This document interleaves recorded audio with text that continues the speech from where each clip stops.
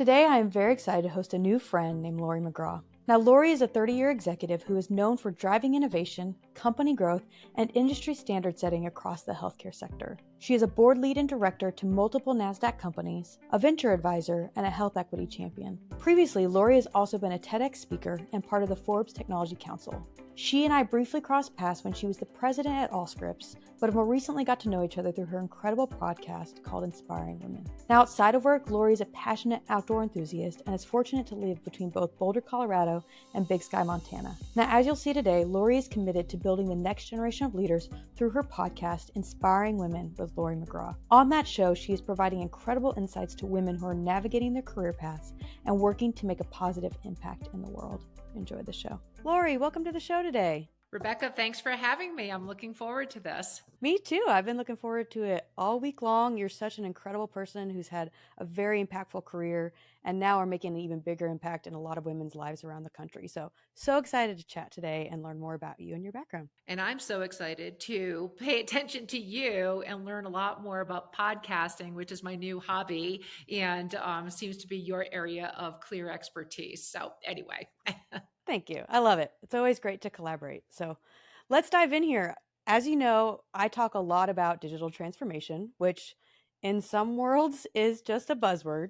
But to you and I think it really does mean something, and something that's been really impactful into the healthcare industry, especially where you've spent a ton of time and invested a lot of your career energy and resources for a long time through this incredible career that you've had. So tell us a little bit about when you hear digital transformation and with what you're doing within healthcare today, what exactly does that mean to you? Yeah, so I think about it as the time we're in right now, because we've come through the pandemic. We're through it, even though there's new resurgence of COVID and whatnot. But it is based on all of the work of digital, which has been going on for well over a decade, piled on to this concentrated period of time in healthcare where there were no other options but to use digital tools and telemedicine and other remote patient monitoring, all these other ways we had to take care of patients. So all of these fantastic technologies, innovations, which people knew were a good idea, there were not necessarily the incentives to adopt them in sort of very significant ways. And then boom, there's this colossal event, which meant 10 years of adoption was concentrated in 12 and 18 months. So now that is transformative. And there's so many positives that came out of that. But there's also so many things that need to be done. We need the innovation and the excellence to, further come, for us. And I think about it a lot from, my experience in the electronic health record space. I mean, I spent, a dozen plus years, more than that, 15 plus years working on electronic health record adoption. It wasn't even called EHR back then. It was EMR. And that's what it was. No, people sort of knew it was coming and everyone knew it was coming, but it wasn't until you had the incentives from the High Tech Act that really led to the mass adoption. We're now at over 95%. It's ubiquitous in terms of EHRs being in place. But that took more than a decade, even though they were 20 years in the making for these technologies. And so I look back on that as sort of very proud of having paved the clinical information highway. But now, just now, I feel like we're in generation 2 of electronic health records with all this innovation, but it's coming from digital. And it's coming from digital and all of the connection and extensions and opportunities to work with these foundational tools that's available to us in healthcare. So very long answer to your opening question. But I do think we're in this explosive opportunistic time. And we really also have the opportunity to look back, lessons learned. There's a lot to pay attention to so that we really take advantage of what's available to us right now. When I think of EMR and EHR today, it's table stakes too. So it's funny to think that 15 years ago, it was like this painful experience to get people to adopt it. and get away from paper. And some people still are fighting the paper battle, like to the end. But now in most places, it's like a customer relationship management system, a Salesforce for a healthcare provider. Like you have got to have an EHR to be successful in your ecosystem. But it took this amazing journey and a lot of resistance to get there. Where it's funny now, if you see AI, for example, there's not nearly as much resistance. There's an excitement, but then almost it feels like that tech is running a little bit ahead of us. So, do you see some maybe different developments between what the EHR world was like to how AI is going to be adopted, or are there going to be some parallels between the two? I would say absolutely both. I mean, so if you think back or go back to the electronic health record adoption, the resistance came from the people who actually needed to use these products. And I remember that, well, because I spent so much of my time, out there on the front line, talking to physicians, working on workflows, touring clinics and hospitals, and everything else. But truthfully, it wasn't until well into electronic health record adoption that I really began to appreciate how much it impacted the user. And, it wasn't all positive. I mean, these workflows were more cumbersome, more work. You took these extremely well educated, I mean, dozens of years of education to be a clinician, and now you're bringing them down to clerk level in terms of the skills that they needed to use the tools that we built. Those are the lessons learned. If you look at AI, okay, which is the opportunity with AI to take this massive amount of data that is available to us to do good, to reduce costs, to get rid of a huge amount of administrative burden that has been creeping up. It's only been going in one direction, which is, not the right one. That's exciting. The lesson learned that we should learn is to make it seamless. If the AI algorithms can truly do what we think they should be able to do, reduce burden for the end user, it has to be seamless. We can't ask a physician to do one more extra thing. We can't. It actually is too much. One more button click, one more whatever. It has to pull something away. So I think the opportunity, is to use AI in a seamless way, and there won't be resistance. There needs to be trust. We need to know that these things work. And that means we need to have transparency in terms of how were these large language models built? Are they built on data that has no bias in it? How do we ensure that the bias is taken out? Because usually the data is dirty. Usually there is bias in the data based on where it's coming from. So how do we do that? That's not a clinician's job to sort that out, but there needs to be, whether it's authorities or mechanisms that they can understand that that's true. Again, as long as it's seamless and reduces burdensome work, I think adoption is going to be exceptional.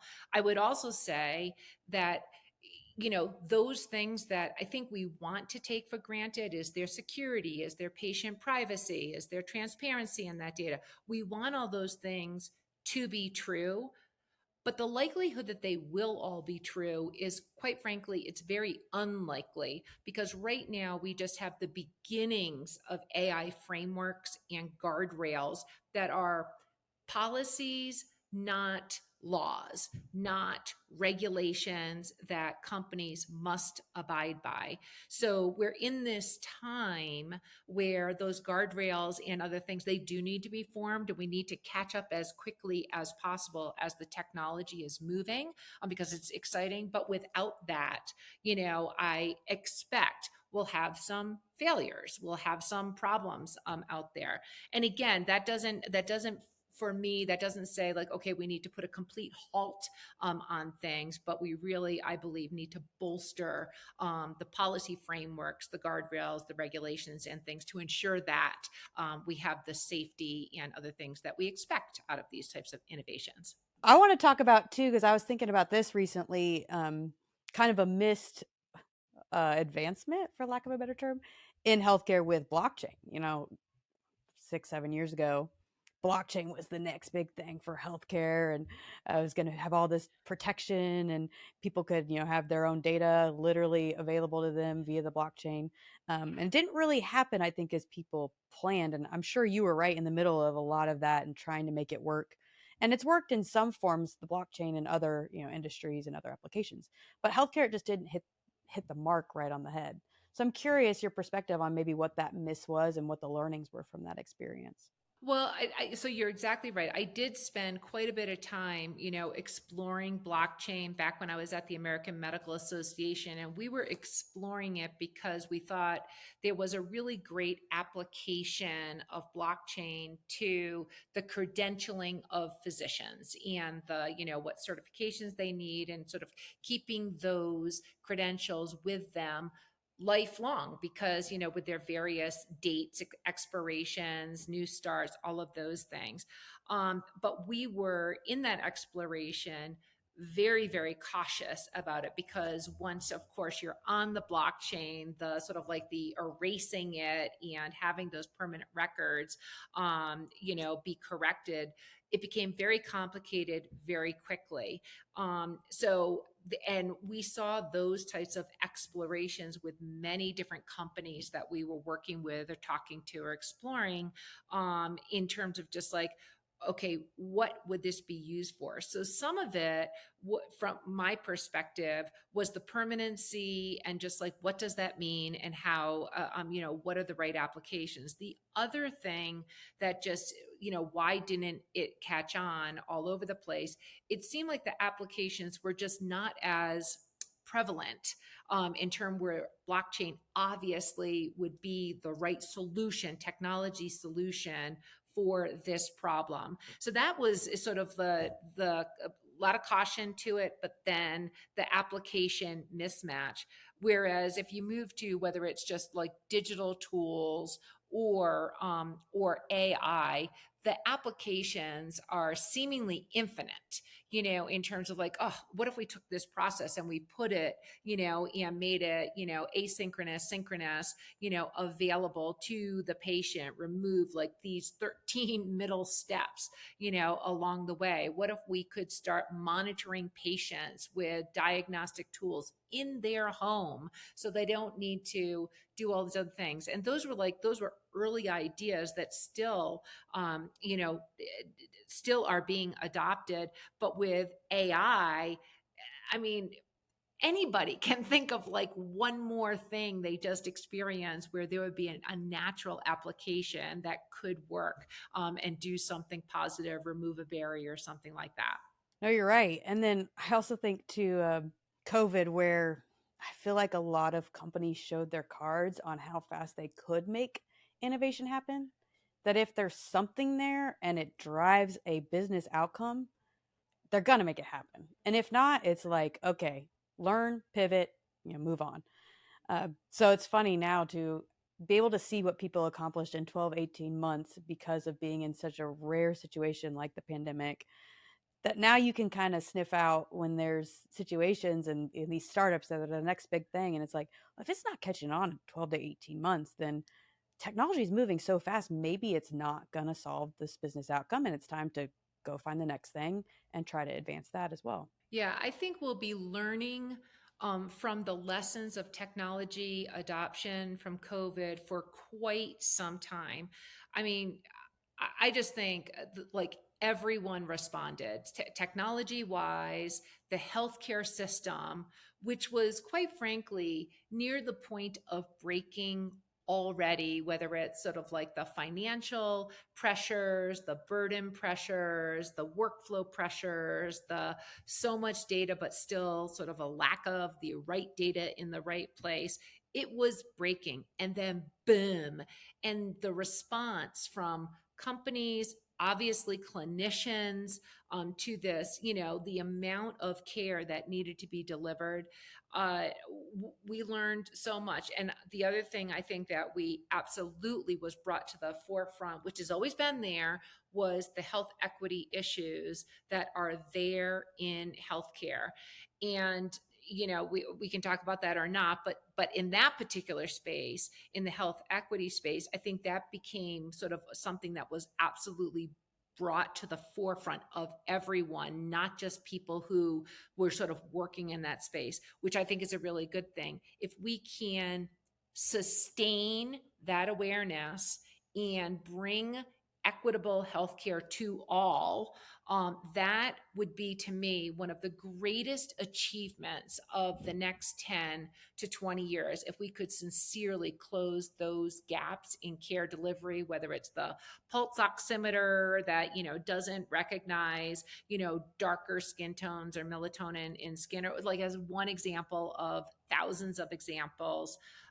That's to me, another tremendous opportunity with a huge amount of work still needed. Well, and this is where you're spending, I feel like, a lot of your time today now, but in helping women on the career front. And then you also informed me a little bit about what you called femtech too, which was a little bit newer term to me. And you like now make it a mission to find more of this equity between women in the workforce and women in healthcare, which is so cool. So podcasts inspiring women. I loved your TED talk, and we still have too few women in leadership, so what do we do now? Like, it's just so incredible. So tell us a little bit more about the inspiration behind that and where you're making your own personal time investments to close these gaps for everyone. Yeah, well, first of all, thank you. Thank you for letting me talk about it. This is such a passion project.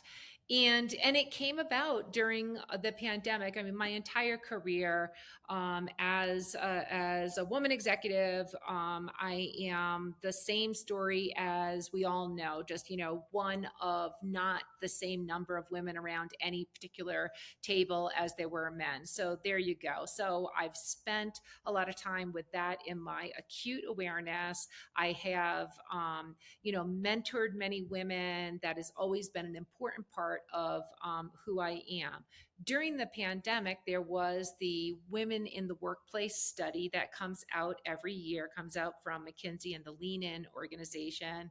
And yet again, this is even before we were in the throes of the pandemic, the news around women moving into leadership was still slow, steady, but incremental. Not, we're not necessarily making the leaps that seem to be needed.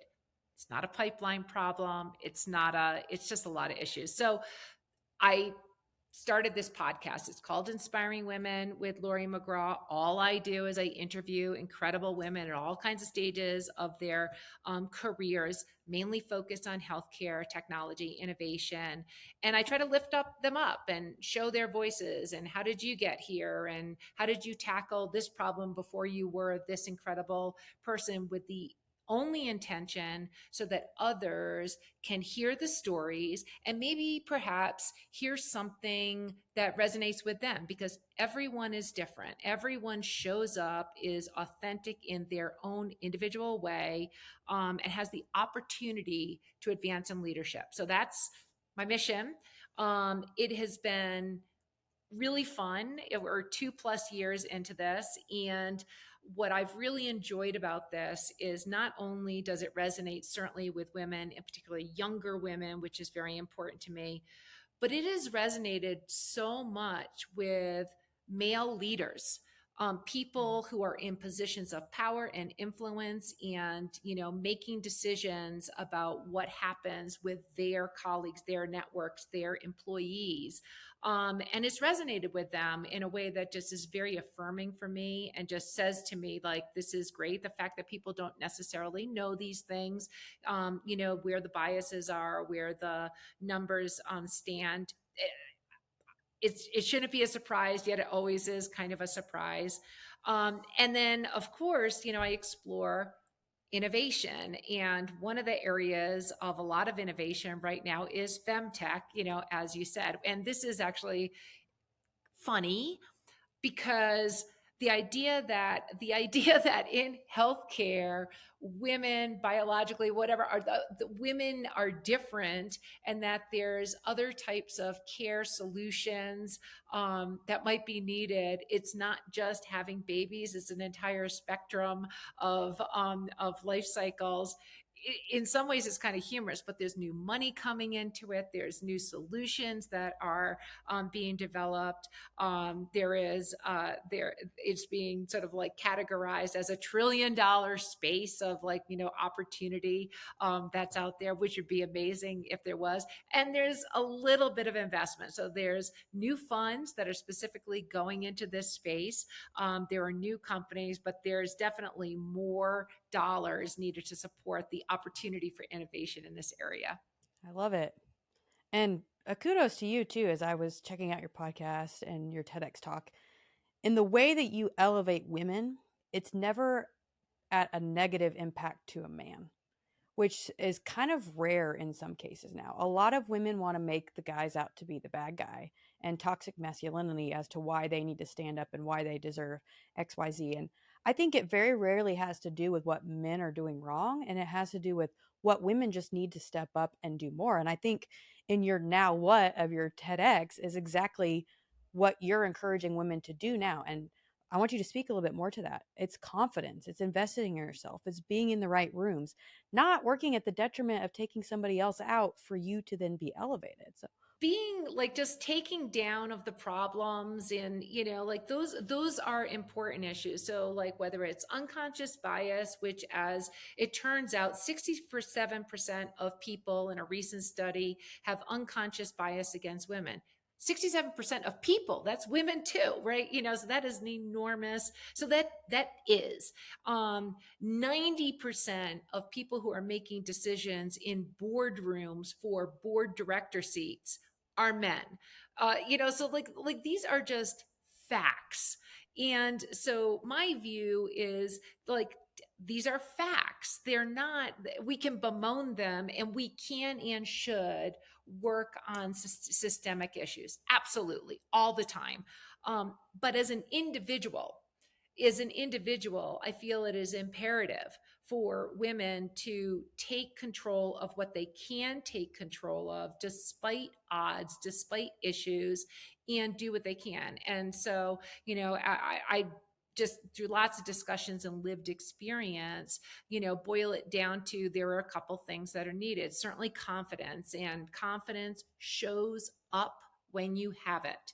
And confidence can show up in you even if you don't have it. There are ways, there are techniques to learn it, to stretch it out, whatever those those things are, and that's imperative. You really people want to help and invest in people who have something and they have some confidence in themselves. Certainly, the finding your network of supporters, board of directors. There's lots of terms for this, but mentors. But we really do need to seek that out. And I do think, and it's encouraging. It's encouraging for women leaders. It's encouraging in terms of what I see when I speak to young people. I feel like this is known. I didn't necessarily know this, when I was growing professionally early on, but I feel like more people are understanding that they can get help, they can ask for help, and people will do that. People are very responsive when asked to be a mentor. Not 100%, but they do. And then the last thing is like, having a plan, really having a plan for what you want next, seeing it, making milestone steps, to make that happen along the way. And those are not everything, obviously. These are two broad topics to boil them down, but I feel like those are things that individuals can do to help themselves advance. And most people, most people that I see professionally, they want to advance, because people work hard. My view, people genuinely, generally work hard. And if you're going to do that, advancing, whether that means advancing your skill set or advancing, up the leadership ladder, whatever is important to you, I feel like everyone should have that opportunity. And I just want people to have more tools to help navigate that. yeah, something I saw early on in my career, like literally first job out of college, was a missing piece of a lot of women's mindset in the work environment that was just completely oblivious to me until I was literally around a circle for a lean in group. And all these women were just so negative and so worried about not being able to do things that men did. And I've been playing drums since I was 12. It never crossed my mind I couldn't do what a man had done. Like, it just was like, no, I owned it. I loved this. And so I never had that mental block that these women had been living with well into a career further than me in my first job out of college. And that takes some undoing. That's got to be a hard thing to be building up against. And it's just a lack of exposure and opportunity and podcasts like Inspiring Women to make these women realize, like, oh, how silly. Of course I could play drums as well as a man, if not better. It's up to me to decide. Right. Well, also, um, progress has been made. Lots of progress has been made, and we need to celebrate all of it, all of it. And so, here you are. You're younger than me, and there are many young women who have similar experience. So, first of all, let's just also take a pause and talk about how cool it is that you're a drummer. Okay, like let's just like say Thank that. you. So, but in terms of like, you have that, and then so many younger women, they do not have the same level of I will say, things that I experienced earlier at that stage of the career. Yay for that. Mm.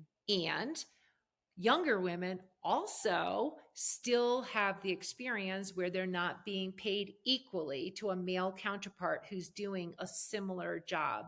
So like that's today's issue as an example. And it's not everywhere, but it's still quite prevalent. So like for younger women, one of the things, I speak with lots of younger women, I'm always advise them when they're taking their first job, that first professional thing, and they get the offer. I'm like, no matter how great it is, whatever offer you're being given, negotiate something, an extra vacation day, a title, money, and those things matter. Usually for a young woman, it will matter $1 million of compensation, over the course of her career.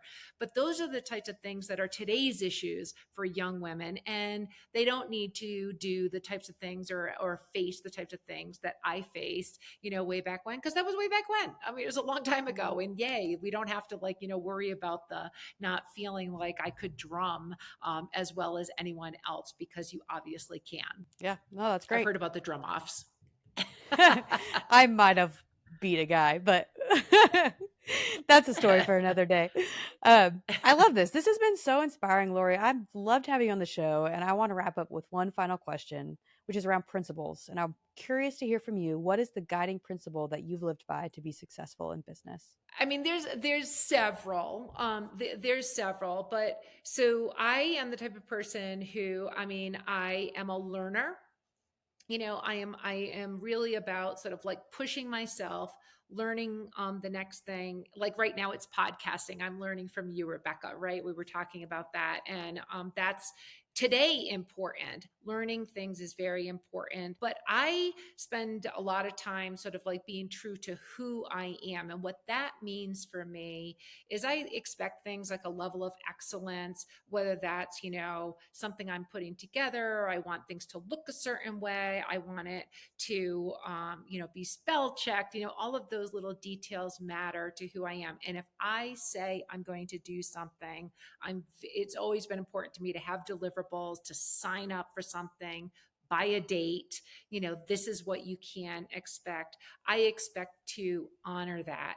And if I can't, you are going to know that I can't. But it's the learning piece and really wanting, because that has varied over the course of my career. And I hope continues to, because first of all, it's very rewarding to learn new things and aspire to be like other amazing people. I mean, again, Rebekah, I said I was going to bring this up, but you and I were talking about just like activities we like to do, just like on our spare time. And I was just marveling at your fitness activities of Spartan races, which, I think you're kind of injured and beaten up because of them. And I was like, oh my gosh, this woman is just amazing. So anyway, Aw. my point is you can learn from so many different people, and that keeps me, I think, sharp And it's interesting. So that's just another aspect that I, encourage everyone. I mean, life's very, very big. Lots of things happen during the course of your life. If you're still learning, you show up as you want to be, which is for me, the things I say I'm going to do will get done. That's worked. Well, you're an inspiration to me, Laurie. Have loved having you on the show. And for those listening, please check out Inspiring Women. There will be a link in the show notes, as well as to Laurie's TEDx, which I think you'll find interesting as well. So thanks again for joining us today, Laurie. And if there's anywhere else anybody can find you, please let them know. I will. We'll put it in the show notes. Thank you so much, Rebekah. I really enjoyed this. Awesome. We'll talk to you soon.